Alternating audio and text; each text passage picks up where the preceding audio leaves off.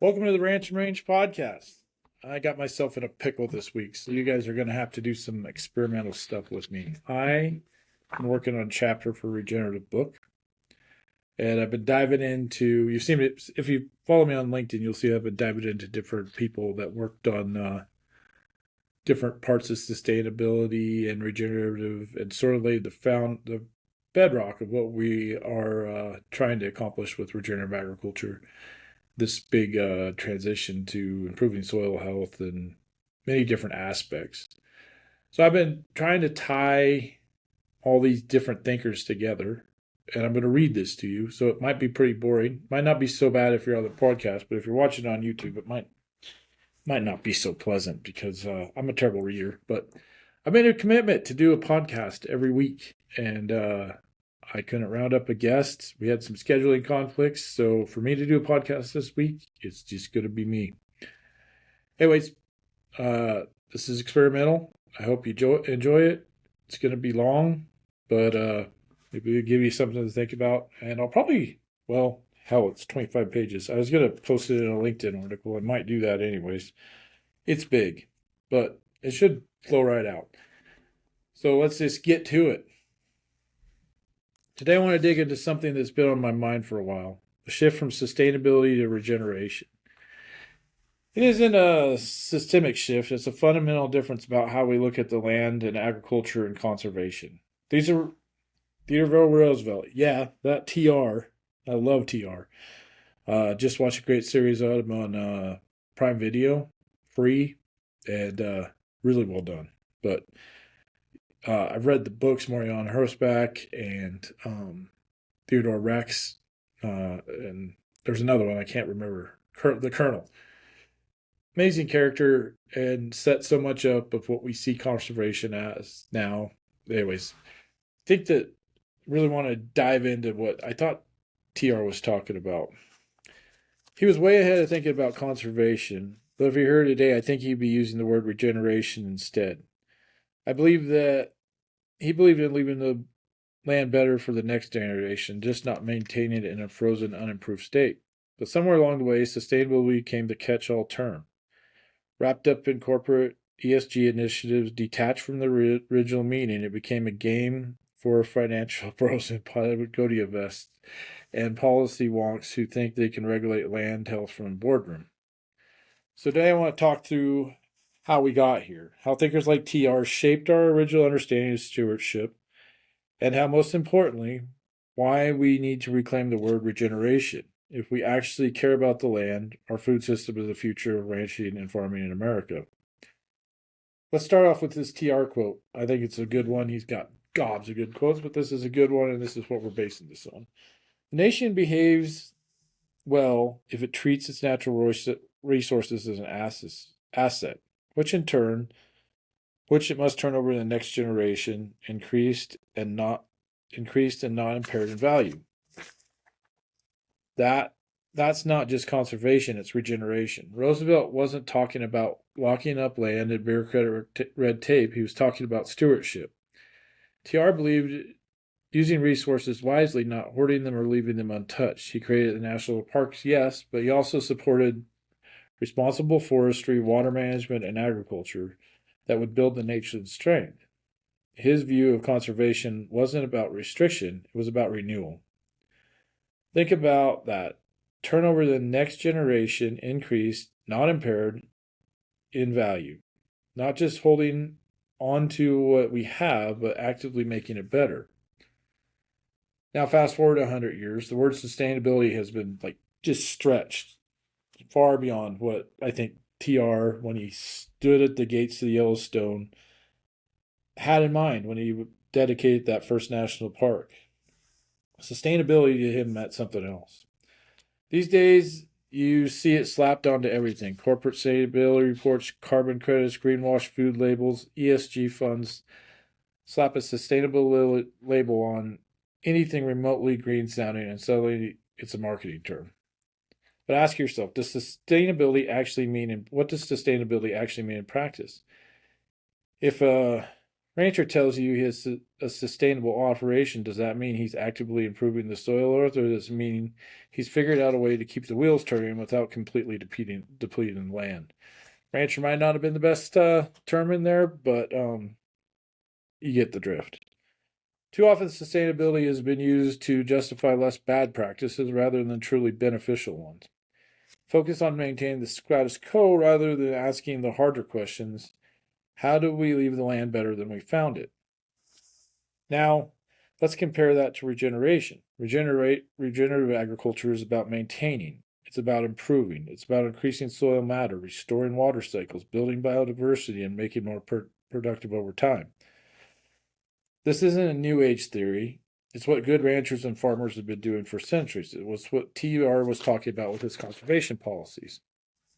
Think about early ranching and farming practice. Before industrial agriculture stripped land down to its most extractive elements, farmers used cover crops. Ranchers practiced rotational grazing. Even if they didn't call it that, they worked with the land, not against it, because they had to. If they denigrated the soil or overgrazed their pastures, they suffered for it. Now look, there was a lot of mistakes made throughout the eras of agriculture. There was a lot of mistakes made on grazing lands. We didn't always take care of everything great. So to put a shiny white armor on farmers and ranchers of the past probably isn't accurate, but I can tell you my grandfather was more in tune with the ecology of his ranch than I was. But I have a different educational set, and really I'm trying to probably get back to where my grandfather was when he was in his 20s. And they were doing what they thought. They were doing what the country asked. My grandfather ranched and raised sheep through World War II, and there was a lot of asks made of him, and a lot of how we looked at agriculture changed in his lifetime. And we got to find some balance between agriculture when he was 20 and agriculture when I'm 50. And I think we could do that. Just going to take a little bit of rejiggering. I think TR would be frustrated by this symbolic performance version of conservation we see now.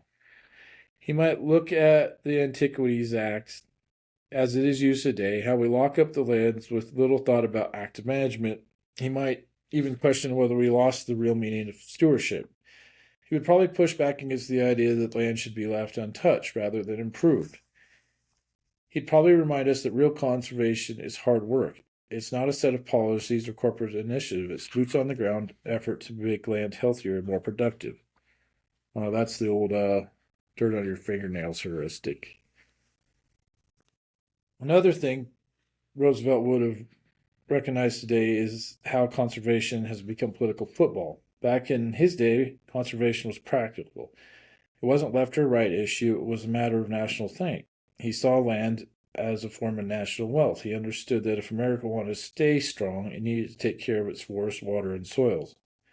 Fast forward to today, what do we see? Conservation often gets framed as either extreme environmentalists or for having an anti-business agenda. On the flip side, some in the ag world reject any form of conservation outright because it's associated with regulations. It can be a giant pain in the ass. And I was supposed to stop by the NRCS today and talk to them, and I'm going to get in trouble for not. Both these perspectives miss the point. Conservation, when done right, is either about government outreach nor about unchecked resource extraction. It's about balance. It's about wisely managing resources so that they can continue to generate value for generations to come. So where does that leave us? I think it's time to move past sustainability and start talking about regeneration, because words matter. If we keep using sustainability, we're playing defense. We're not talking about avoiding harm, rather than creating value. Regeneration is playing offense. It's about looking at a piece of land and asking, how can I make it better? And here's the thing. Regeneration isn't just for agriculture. It applies to forestry, water management, urban land use. It's a philosophical improvement, not just maintenance. The best stewards, whether ranchers, foresters, or conservationists, are the ones who understand that nature is not static. It's always evolving, always changing, and the best thing you can do is work with it, not against it. So we talked about TR, his vision of conservation as something active, something that improved rather than merely sustained. We talked about his vision had been diluted over time, hijacked by politics, and turned into a branding exercise. It's amazing how many people have sustainability in their title. Like, now that I have this perspective of regeneration, when I see sustainability, I've actually stopped using it in my writing, except for this piece, which really annoyed me because we're talking about the balance of it. But we have a whole bunch of people out there with job titles with sustainability in their title. And I'm not saying they all have to do regenerative, but how'd you like your job to be just sustain? It's not very aspirational. I don't think, anyways. But here's where things get interesting. Why? Oh, we're gonna transition to the next guy we're gonna talk about. We'll have a theme of TR throughout this whole thing, but I want to build on some other thinkers. And the next one is Smuts. And he, around the same time as Roosevelt, was in South Africa, a world away, and he was more of a philosophical guy. And he started to lay the ground which we now call holistic management. That's Jan Smuts. Smuts was best known as an African statesman and military leader, but his most profound and long-lasting contribution wasn't political; it was philosophical. He developed a concept called holism, an idea that reshaped the way we think about natural systems, leadership, and even agriculture. Who was Jan Smuts? Jan Smuts lived through some of the most tumultuous times of the 20th century. He was a key figure in South American politics, served as a British military strategist, and was one of the founding architects of the League of Nations and later the United Nations. But beyond that, Smuts was a deep thinker, somebody who sought to understand the underlying patterns that govern both human society and the natural world. In 1926, he wrote the book Holism and Evolution, a book that laid out a radical new way of thinking. His core arguments was this: the whole is greater than the sum of its parts. And I probably was learning about holism forever. And when it hit me that you could take a little piece, you could study all these little pieces, and you can understand them. But then when you put them all together in this giant whole, everything changes because the sum is greater than its parts. And when you really wrap your head around that, that is a big thought. And thank you for Smuts for giving that to us. Today, the phrase sounds obvious, but at the time it challenged dormant scientific and philosophical worldviews. One that was the dominant. Damn it. I'm dyslexic, so sometimes I have a hard time reading. Scientific and philosophical worldviews. One rooted in reductionism. Reductionism was the belief that everything could be broken down into the smallest parts, studied in isolation and controlled like a machine. This way of thinking shaped governments, economies, and even agriculture. If there was a problem, the solution was to control, isolate, and eliminate whatever was causing it. Smuts saw this as fundamentally flawed. He argued that everything in nature operates as a whole, independent, self-organizing, and evolving. This is some of the tenets of regenerative agriculture. This is understanding the whole and understanding the pieces. Instead, the relationships between those parts, the way they interact, evolve, determine how the system functions. This wasn't just about abstract philosophy. His ideas later influenced fields as diverse as ecology, psychology, systems thinking, and even military strategy. Roosevelt and Smuts were working on opposite sides of the world, but in ways they were grappling with the same challenge. How do you manage complex systems, whether they be nations, landscapes, or ecosystems, without reducing them to simple mechanical parts? TR's conservation was pragmatic. He saw the land as a natural asset, something that needed to be managed intelligently, actively involved over improved over time. He rejected the mindset that viewed nature as something separate from human use. Instead, he promoted stewardship where resources were not just protected but enhanced for generations to come. Smuts took this idea to a more fundamental level. He would have argued that Roosevelt's approach was just an example of a universal pattern, one where successful systems evolve by maintaining and strengthening their internal relationships rather than being controlled through rigid external forces. Smuts applied holism to government, international relationships, and leadership. He saw nations as organisms that needed to evolve and adapt to survive. In contrast, Roosevelt applied the proto-holistic mindset of land management, seeing ecosystems not as static but living, evolving systems that needed active engagement. And this these two thoughts are so amazing to me because one of the things I see in regenerative agriculture is this just deep fascination with Native American culture. And I get it. I see it. I think the legends, the myths, the storytelling behind the Native American culture is phenomenal. And I think it's romantic because it has this holistic worldview, just like Smuts and Roosevelt did. It's something that you can sustain yourself on, but you need to continuously put back or manage it in a way that you're not hurting it and you're allowing it to regenerate. So I think that's why some of Native American culture really aligns with these ideas of regenerative agriculture, and so it's not that big of a leap. And I think that's why you see these parallels where you wouldn't normally see them in other parts of agriculture.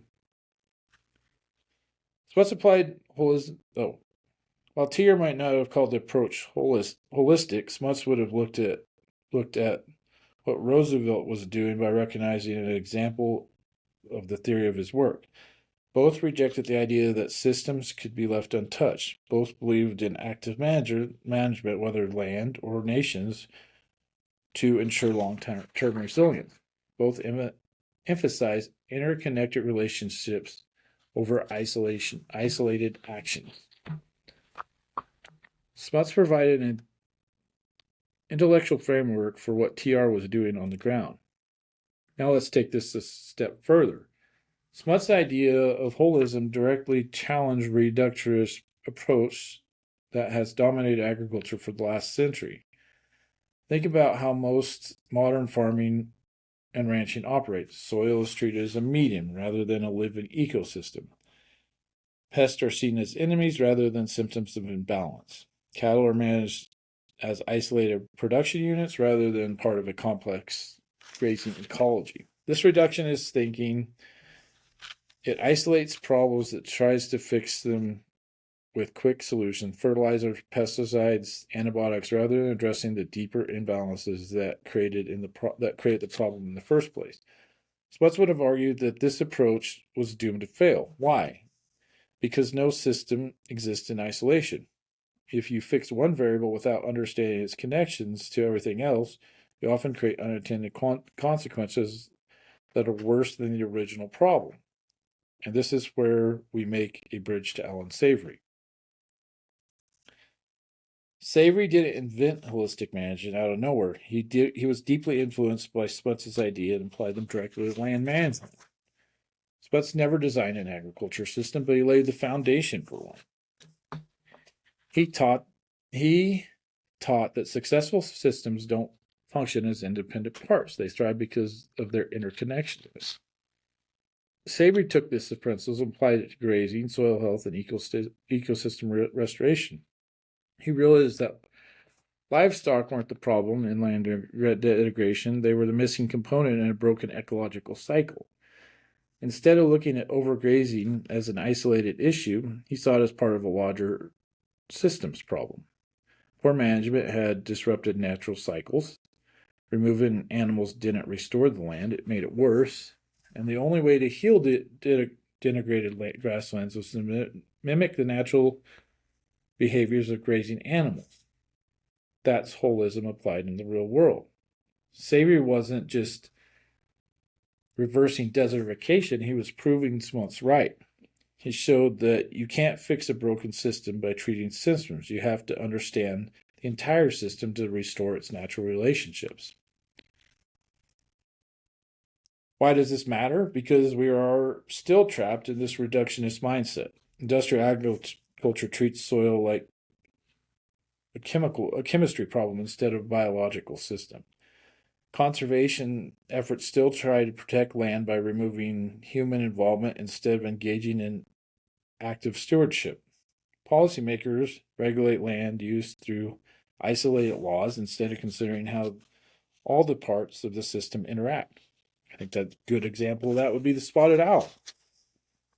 The owl became such a focus that when they finally listed it, it just devastated the logging culture, the Pacific Northwest economies, and the small towns that needed the logging for support. But that wasn't that was not the owl was the isolated thing that they were focused on. They weren't focused on the whole, and the amount of damage that was done during the listing of the spotted owl to these small communities was incredible. And it's still going on in my hometown today. The economy has never recovered. But Smuts, TR, and Savory all understood the same fundamental truth. You can't sustain a system by isolating its parts. You have to manage it as a whole. TR applied this to the principle of conservation. Smuts theorized it as a law, universal law of systems, and Savory organized it in land management. If we want to move beyond sustainability to true regeneration, we need to reclaim holism as the foundation of how we manage land. The lesson Smuts left, the bridge that leads to Savory, the man who didn't just talk about holism, but build an entire management system around it.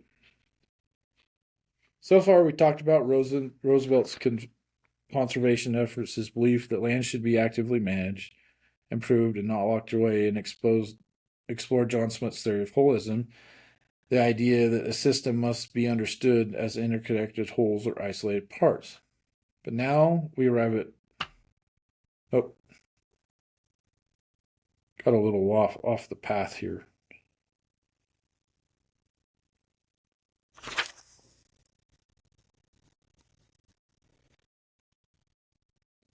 Savory thing. Gonna need a little bit of work. I apologize.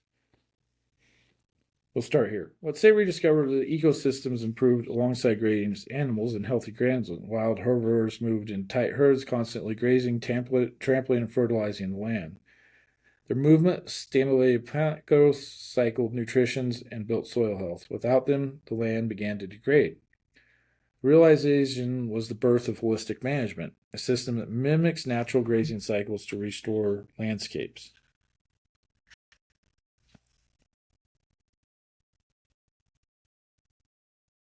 A lot of people today talk about sustainable agriculture, sustainable grazing, sustainable conservation, but that's the problem.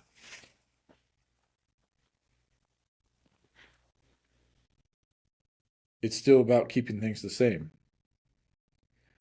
And none of these men, Roosevelt, Smuts, or Savory, were interested in merely sustaining.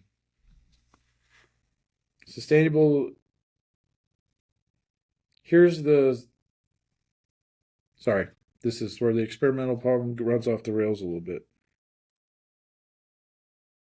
The only way forward to embrace the kind of thinking of TR, Smuts, and Savory embody: engage with the land, don't just preserve it. See the whole, not just its parts. Make decisions that create resilience and improve over time. That's what Savory has given us. Whether he meant to or not, he created the practical bridge between Roosevelt's conservation and Smuts' holism. He has shown us how to take ideas from history and apply them to real-world challenges of restoring the land.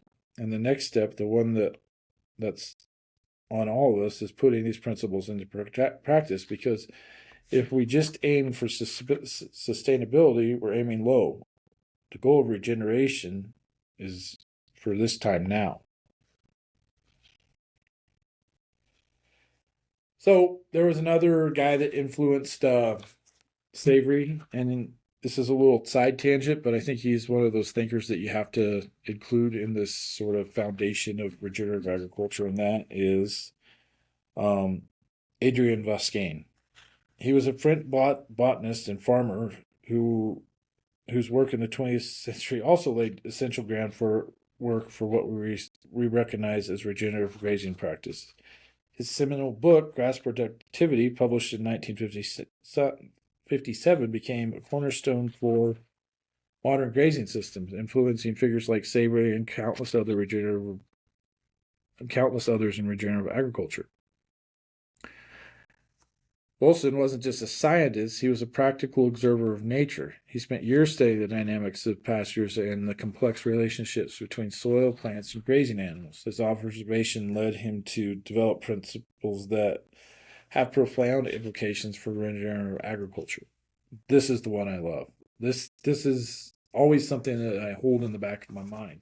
His insights revolved around a simple yet profound idea. The livestock below the ground should be as heavy as the livestock above it. That is like at the heart of regenerative agriculture. It's good management. And you got to feed the livestock above, you got to know what your livestock underneath is doing. And I think that just gets lost so much. And when we're trying to figure out what's going on underneath, we're often trying to eradicate it or kill it instead of understand it. At first glance, it seems like cowboy math, but this is a profound acknowledgement of health of soils. The livestock above is critical as the health of the cattle below. Voisin laid out 4 principles that he called rotational grazing, designed to optimize both animal health and pasture vitality.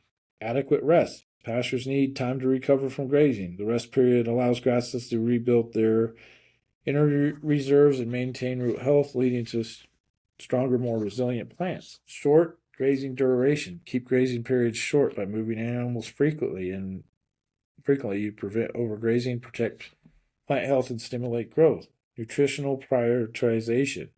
Provide the best forage to the animals with the greatest nutritional needs. These principles respect the hierarchy within the herd and ensure that your most vulnerable or valuable animals thrive. Optimize stocking density. Avoid both overgrazing and underutilization. Too many animals and you degrade the pasture, too few and you miss the opportunity to stimulate growth in the nutrient cycle. These principles weren't just theoretic, they were observational, grounded in decades of real-life experience.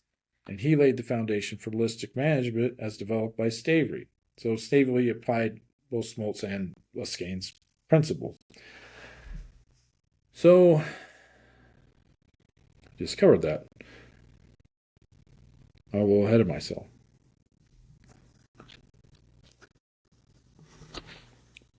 Voisin's influence extended beyond grazing systems. His work anticipated modern understandings of soil biology and carbon sequestration, promoting robust root systems and diverse plant communities. His grazing principles enhance carbon capture, water retention, and soil fertility. This isn't just about feeding cattle, it's about building ecosystems. Voisin realized that healthy pastures are ecosystems in themselves, supporting a web of life, including microorganisms, insects, birds, and larger mammals. This is 1950. His later work, this is the kicker. Soil, Grass, and Cancer published the idea further, arguing that soil health is directly linked to the health of plants, animals, and even humans. He warned that degradation of soil led to weakening plants, sick livestock, and ultimately chronic human disease. Do you think there's a reason why we're talking about nutritional density in our animals and our plants? And why we're worried that the organic soil matter in most of our farmlands is between 2 and 3%? And how that reacts to the healthcare system? Voisin saw it. He wrote a book about it. It was considered a radical book. And now all of a sudden, he's looking like quite the visionary. In an age where industrial agriculture dominates, with its focus on maximizing short-term inputs and at the expense of long-term health, Voisin's wealth serves as a reminder of the power of observation, patience, and natural processes. He wasn't advocating to return to some pastoral ideal. He was laying out a practical scientific framework for grazing animals that could enhance, not harm the land. Regeneration over sustainability. Voisin showed us that grazing, when done right, doesn't just preserve the land, it restores it. Voisin's added helped us understand the regenerative agriculture, which is not a new invention. It's rediscovering time-tested principles. It's about learning from the past to build more resilient systems in a productive future. How many times do they say that regenerative agriculture is just basically going back? And I'm not saying full on back, but there's a lot of principles that we left behind that we need to go back to. And there's a lot of stuff that we can evolve into the future to make those principles more solid and more applicable. That brings us to Tom Lasater, which is one of my favorite. And I think he's often overlooked in this group of thinkers, but he sort of was independent of all these other guys. He sort of had an independent nature about it, but he had some really interesting principles that I think are important to regenerative agriculture and will probably be more important as we get to learn more about regenerative agriculture. And I just love this. It's the Lasater's philosophy of raising cattle. So Tom Lasater was a rancher. He was not a scientist or a philosopher. He hasn't discovered theories or written any treatises. He was out in the field putting ideas to work. And while he may not have directly influenced Smuts, Voisin, or Savory, his approach aligned not, he couldn't have really because he was before Savory, but after the other two. Rather than controlling nature, Lasater observed adapting and working within it. He understood that resilience comes from functioning as part of a larger system and not from trying to bend that system to submission. Lasater was born into the cattle business, but he wasn't content to follow conventional wisdom. His most well-known contribution, the Beefmaster breed, was the Beefmaster breed, which is what I consider one of the first truly American cattle breeds. There's a lot of them now, but Beefmaster is probably one of the anchor breeds developed in the United States, and now it's all over the world. It's got amazing genetics, and it continues to evolve. Lasater's real innovation wasn't just cattle genetics, it was how he managed land and livestock together. Unlike many ranchers of his time, Lasater rejected high-input, micromanaged cattle operations. He believed that livestock should adapt to their environment, not the other way around. That philosophy extended on to how he managed landscapes. Lasater wasn't focused on sustaining his land. He was focused on letting nature's systems function while making small adaptive decisions. One of the best examples of this, I love the porcupine story. Porcupine story probably informs more of my ecological decisions than almost any other thing I've read or heard. And this is the reason why I believe you can't overhaul a natural system. You have to nudge it, and then you have to see how that nudge caused it to react and then replan, which is a Savory tenet. Because you plan, watch, monitor, observe, replan, and then do it all over again. The porcupine story. When Lasater moved his ranch to Colorado, he ran into a problem. The porcupines were gnawing the bark off the aspen trees. His neighbors viewed them as a pest, a threat to the trees, and they responded the way most ranchers would, by killing them. Lasater took a different approach. He waited. Instead of reacting with immediate control measures, he wanted to see how the system would play out on its own. Over the time, he noticed that porcupines were actually pruning weaker, older trees, allowing younger aspens to thrive. His neighbors who wiped out the porcupines saw their aspen stands suffer, aging trees with no natural thinning process. Lasater, by resisting the impulse to intervene, ended up with healthier, more resilient forests. Killing the porcupines killed the aspen stands. And what Lasater was doing by letting the porcupines do their job was actually improving his aspen stands. This is a perfect example of holistic thinking applied in practice. He wasn't looking at the trees, he was seeing the entire system. And his philosophy didn't stop at trees, it extended the way he ran cattle as well. Lasater's cattle philosophy was built around efficiency and adaptation. He rejected the idea that selecting for traits that required human intervention, whether it was grain-based finished, excessive veterinary care, or artificial fertility treatments. Instead, he focused on 6 essential traits that allowed cattle to function as part of a system rather than being dependent on it. Fertility. If a cow can't breed under natural conditions, she's out. Weight. Not maximum weight, but efficient weight gain on grass. On grass. Conformation. Function over aesthetics. Hardiness. Thriving in tough conditions, not just surviving. Disposition. Calm, manageable cattle that won't waste energy fighting handlers or each other. This is a big one. I don't know how much money is left on the table in cattle industry by having cattle that are just wild. And it doesn't take much, even the more high-strung cattle. If you use low-stress livestock handling, you can tame them down, but there is a genetic component to it. And even within breeds, you can pick the ones that have the better dispositions. Milk production. Enough to raise a strong calf, but not excessive to the point that requiring heavily supplementation. It wasn't about sustaining the herd, it was about building a herd that could improve alongside the land. These philosophies align perfectly with regenerative agriculture practices because it selects for animals that fit within an ecosystem rather than requiring external inputs to survive. Lasater also rejected the idea that cattle were a threat to the land. Instead, he viewed them as a tool, one of which, if managed correctly, could regenerate landscapes. His approach included, and this is going to sound really familiar because we just talked about it with Bourgain, managing grazing. When cattle move frequently to prevent overgrazing, stocking density that mimic natural herd movements. That Savory thing also, minimal innovation, grazing, where cattle were expected to function within the landscape and not part of it. That's sort of the one that's his. But it's amazing how all these people from different parts of the world just sort of came together. And Lasater was sort of isolated from the rest of these guys. He may have read it. There's not that much on him, but I think he got a lot of this like Bourgain did by just observing and being a good cattleman. And being willing to sort of go against the grain. I don't think you could ever call Tom Lasater a conventional cattleman.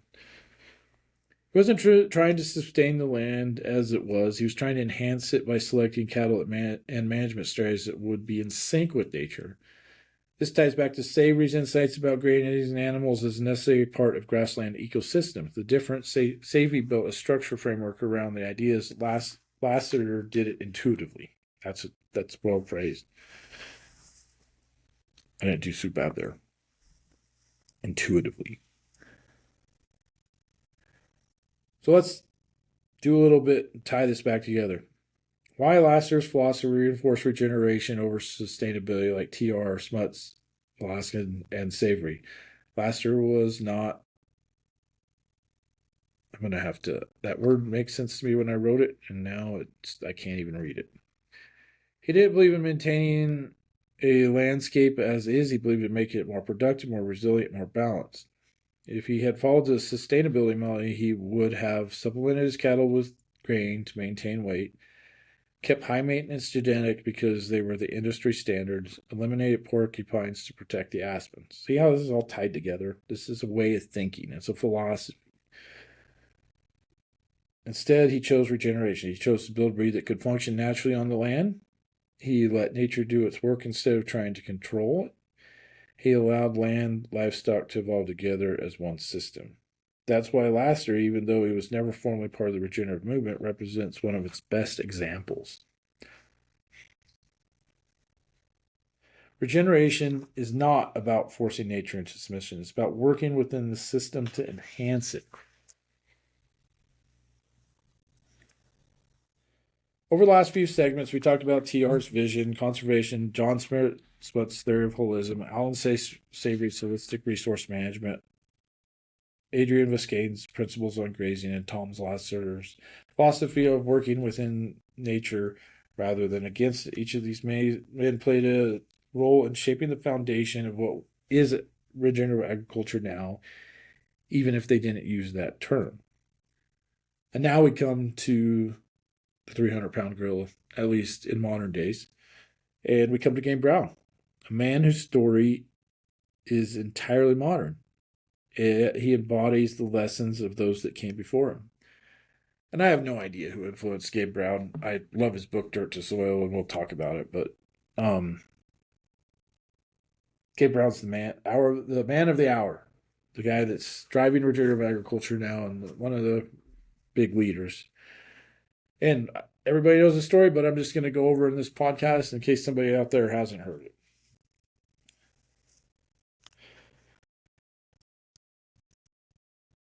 Gabe didn't start advocating for regenerative agriculture. He started to live it. And in doing so, he transformed a fringe set of ideas into a practical, sustainable model for the 21st century.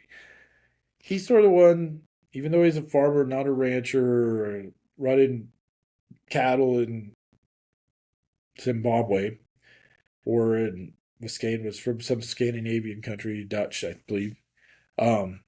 He's sort of the one that grabbed all this stuff together. And I know this is pretty cattle focused, but so many of these things just come together with Gabe Brown. This is sort of how it started. When conventional agriculture fails is when Gabe Brown's story starts. In the 90s, in his farm near Bismarck, North Dakota, like most farmers, he followed the conventional wisdom of the time. Heavy tillage, synthetic fertilizers, pesticides, monoculture crops. It was the same playbook being used across millions of acres in the U.S. And for a while it worked, until it didn't. Between 1995 and 1998, Gabe's farm was hit by 4 consecutive years of natural disasters: hail, drought, extreme weathers. His crops failed. He had no income. He was drowning in debt, and it forced him to ask a hard question.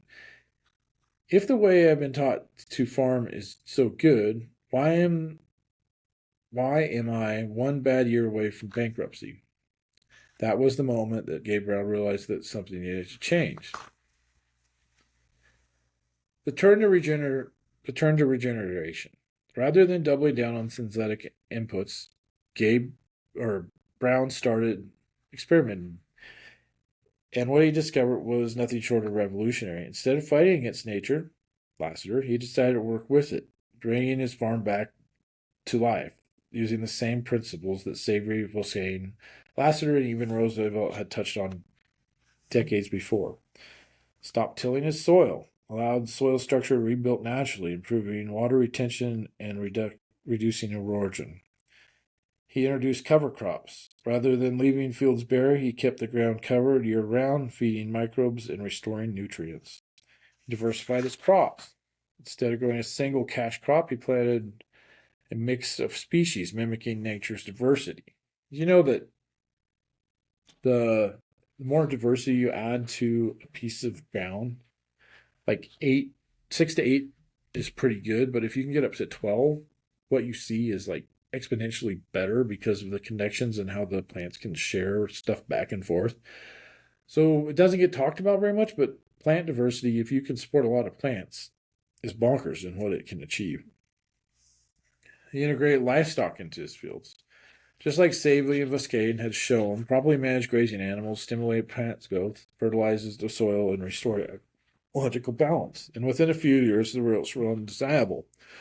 Soil organic matter skyrocketed from less than 2% to over 6% in some areas. His water infiltration improved dramatically. Rain that once ran off his land now soaked in and replenished groundwater. His input costs plummeted.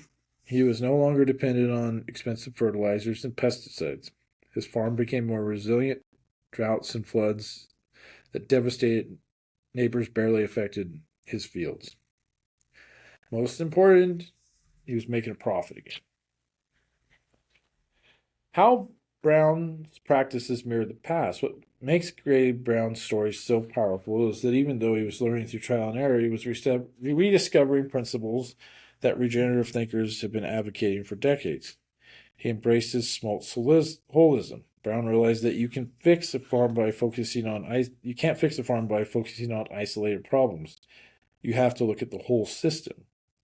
Soil health, plant diversity, livestock, water cycles, everything is interconnected. He applied Savory's holistic management. Brown used adapted planned grazing.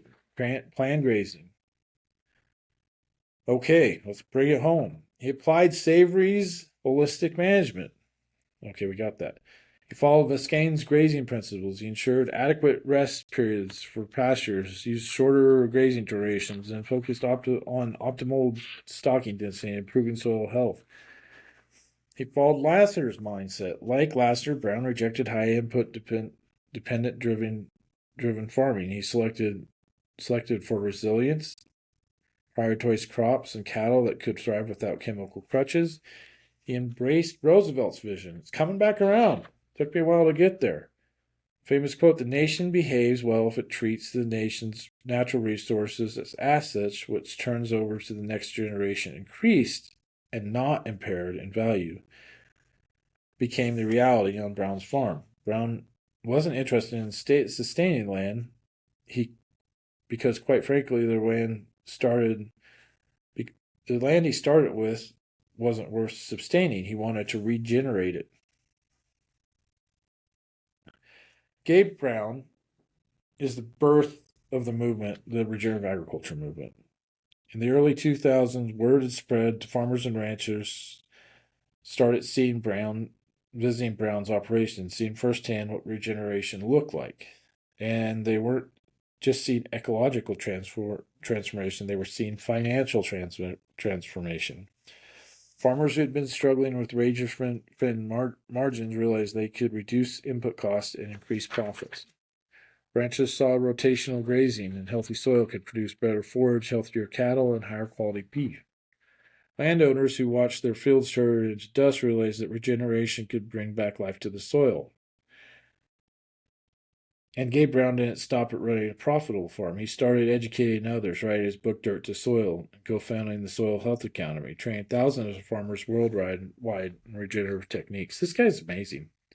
I think all these guys are amazing, but, he gets to stand toe-to-toe with them, and that's impressive. His work breathed life into the fledgling regenerative movement, one that had long been dismissed as fringe or impractical, and still to this day is sort of that. Gabe Brown proved that regeneration isn't possible, it's profitable. Why Brown's story matters today? Brown isn't a historical figure like Roosevelt, Smuts, or Voisin. He's a farmer who, like so many others, were nearly crushed by the realities of conventional agriculture.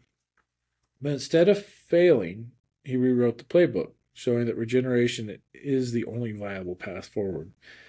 And what makes his story so compelling is he didn't wait for permission. I love that line. He didn't wait for permission. He just that's an amazing thing. None of these guys wait for permission. They were, what is it? Bull Moose. TR was the original Bull Moose. And from what I've read about all these other guys, they're full steam ahead.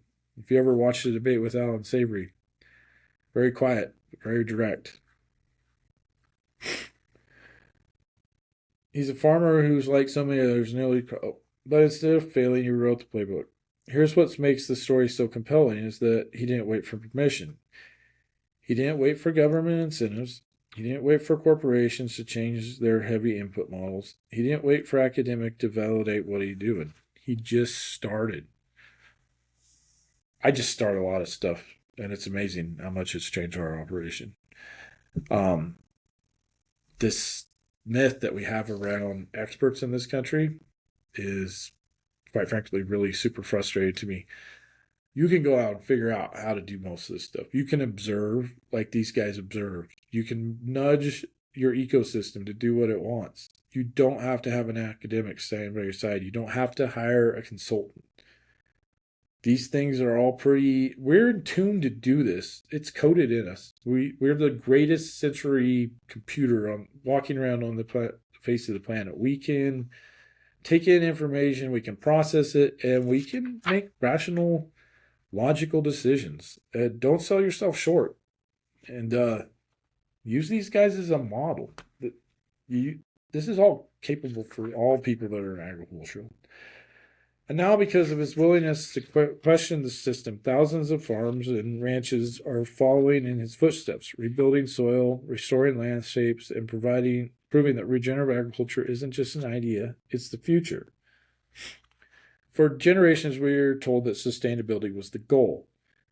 If we could just hold the line, preserve the land, we could reduce our impact, minimize damage, and somehow we could create a future worth passing down. I think we're at the point where we need to let go of that because it's not good. But here's the truth. Sustainability is dead. Because sustaining a broken system is not a solution, it's a surrender.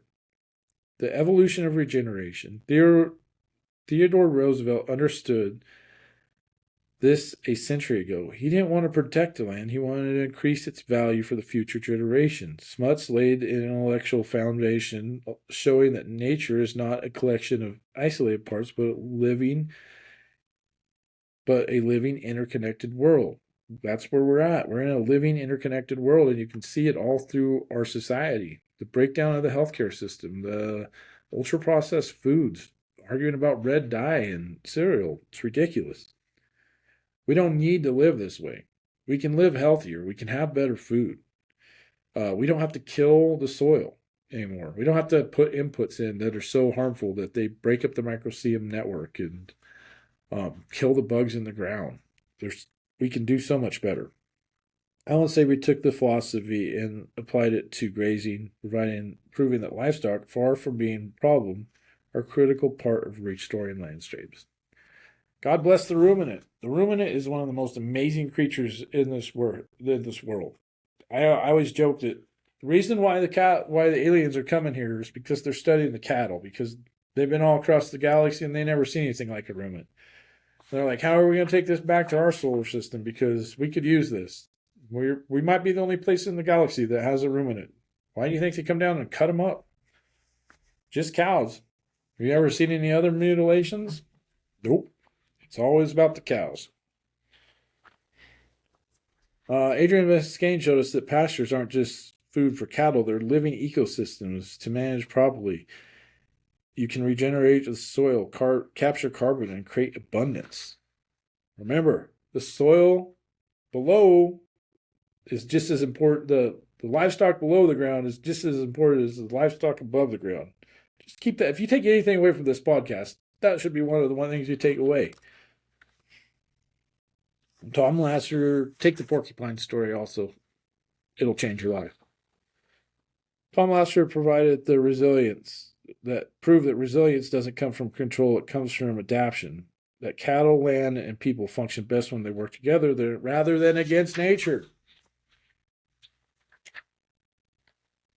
Against nature. I don't want to be too critical of farming things. They do a great service, but if you look at some of the modern day farming videos that I see, there is not much nature in that. That is a lot of brute force mechanics. Powerful. When I lived in the dorm in South Dakota, they didn't put pictures of beautiful women up on their walls. They put pictures of tractors up. Brute force. That's not mimicking nature. And then came Gabe Brown, modern day pioneer who put all these ideas together. Turn them into theory, into action, bringing soil back to life and breathing new energy into a movement that once lived on the fringes. I think regenerative agriculture was Gabe Brown. These other guys contributed to it, but we had to put it all together. Tom Lasater is probably putting it together, but he was just a cow guy, not a farmer. The farm, that was where it's at. That's where it started. Regenerative ranching, I think, is relatively easy. Regenerative farming, now that's a challenge. And I'm not a farmer, and I can tell you that's infinitely more complex than what I do on the ranch. What I do on the ranch is fun. if you're trying to make that transition from conventional farming to regenerative farming, wow, that has got to be absolutely horrifying. And I can understand why people are hesitant to do it, but TikTok, look at your soil health, look at your organic matter. Look at the average organic matter in the United States is between, I think it's like 3 and 5%. And we're not helping it. What comes after regeneration? You think regeneration is the last stop? It's going to change. There's going to be another one. We had sustainability. There's probably something before that. But, I mean, what's going to come after regenerative agriculture? Regenerative agriculture is going to be this huge leap. The era of regenerative agriculture is probably going to outlive me. But there's going to be something afterwards. We're going to get better at this. It's going to be a massive leap forward. It is the future of food, land, and conservation. But it's not the final form of land stewardship. Look how far we've come since Teddy Roosevelt. He sort of was the inkling of the idea. He sort of planted that seed that we need to be taking better care of our resources. We need to improve them, increase them. Just as sustainability has been surpassed by regeneration, we need to wake up to this. One day regeneration will be surpassed by something even greater. New leaders will emerge. New ranchers, new farmers, new conservationists, people who take the principles of regeneration and push them further. They will challenge ideas that we currently accept as truth. They will test new theories, apply new techniques, and refine what we think we know. They will advocate for land stewardship in ways that we can't imagine. This is what I get hung up about the conventional era that we're in, the corn era or the soybean era. It's an era. It's coming to an end. It's very scary, but it's going to come to an end. Every phase of agriculture eventually comes to an end and is replaced by something bit better. Conventional agriculture is not that good. It's not hard to replace it with something better, but we have to make that turn. We have to start improving stuff.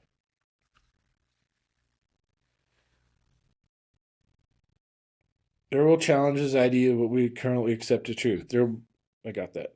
Just as Roosevelt, Smuts, Savory, Voisin, Lasater, and Brown built on the wisdom of those before them, there will be others that take regeneration into something new beyond regeneration. And we should be super excited about that. My son is going to start seeing the end of regenerative and see what the next step is. Because the goal isn't to reach the final point. The goal is to keep improving, to keep evolving our understanding of land, animals, and people. That's why sustainability doesn't work. The call to action. Oops, I read something I wasn't supposed to. That's all right. As you can tell, I'm an imperfect presenter. And this is my first time doing this experiment. So maybe next time I'll get better, or maybe I just won't ever do this again. Sustainability is gone. The old ways of farming and ranching, relying on heavy input, endless subsidies, and extraction are dying. The world is moving towards regeneration. The only question is, are you moving with it? What are you scared of? Because regeneration isn't just an idea, it's a movement. It's a mindset, it's a way of seeing the world. It's a philosophical framework. And these guys that I've talked about, they laid that framework so that you can make good decisions. And right now, every farmer, every rancher, landowner, and consumer has a choice. You can cling to the past, or you can be part of what comes next. It's coming, regardless of what we do. You can sustain the broken, or you can regenerate and improve. You can follow the crowd, or you can help lead the next generation's great transformation in land stewardship. It's our moment. It's the moment. What comes next is up to us. The future isn't about holding on to what we have. It's about creating something better. It's about the next step, the next pioneers, the next evolution. Because regeneration isn't the end of the road. It's just the beginning. And the journey forward starts now. Let's get to work.